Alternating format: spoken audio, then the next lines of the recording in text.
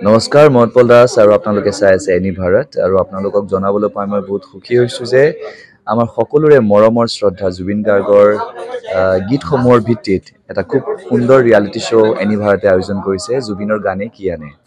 এই প্ৰথম ছিজনটোত অডিশ্যনছ আৰম্ভ হ'ব আগষ্টৰ পৰা অসমৰ বিভিন্ন জিলাত।